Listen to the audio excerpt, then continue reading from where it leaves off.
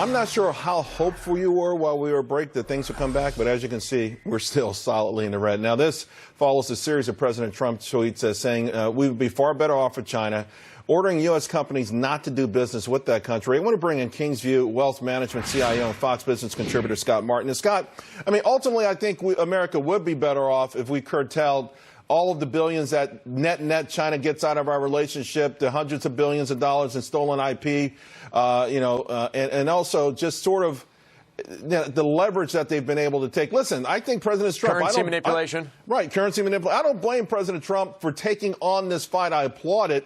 I just think in the last few weeks that he's made some unforced errors.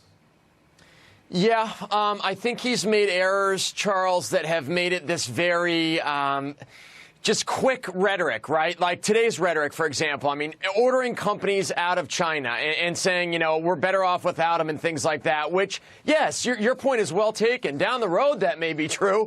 But Monday, we're not. You know, today we're not, because if we were, the market would rally on that news, if we're that simple. And so to say that companies are suddenly, Charles, going to fire all the workers that they need in China and close all the plants in China is kind of like, you know, human sacrifice, mass hysteria, dogs and cats living together. It's absolutely crazy to think that stuff would be going on that quickly. You know, it's interesting, though, because we've seen I think the experts are surprised, rather, how quickly some of these companies have been able to move their supply chain. And we see already where Mexico has surged past China, and then now China's tumbled to number 3 on the list. So and this is why I think the key word there that's upsetting the market is that I'm ordering companies to do this rather than urging them to. I think that's worrying people, just that type of language.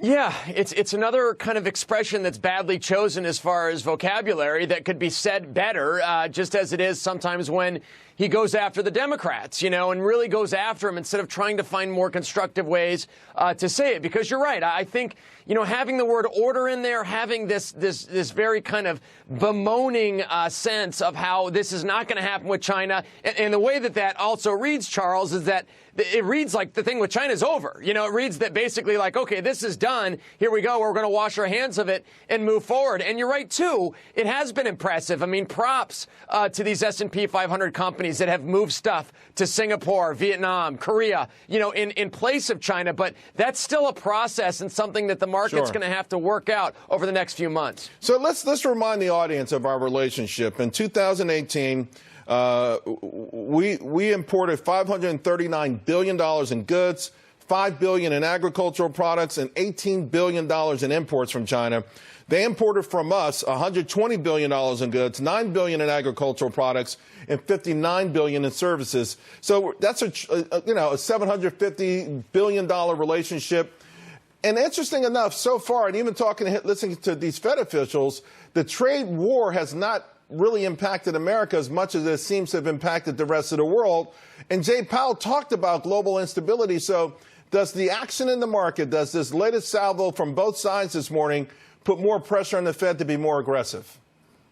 Yeah, and that's the really tragedy, in my opinion, of today, Charles, is we got a lot of good things, I think, from what we wanted from the Fed. I mean, I believe we got kind of that open window, maybe, that Powell was going to start really trying to be, if he could, more dovish and trying to be more attentive to these global issues that have been, I mean, they've just been blinking red for months, if not quarters now. And now the Fed here is waking up to the signs that our bond market is giving now. So I think we got exactly what we wanted from the Fed today. And because of the tweet, because of the reaction in the markets, that's kind of fallen by the wayside. And now we're worried about this over the weekend and next week as to what the fallout's going to be in the S&P 5. I think the next tweet will take us higher. I'm not sure what it's going to say. I'm just saying I think the next one may take us higher. I'll take that bet, brother. All right, buddy. I'll talk to you soon. Thanks a lot, Scott.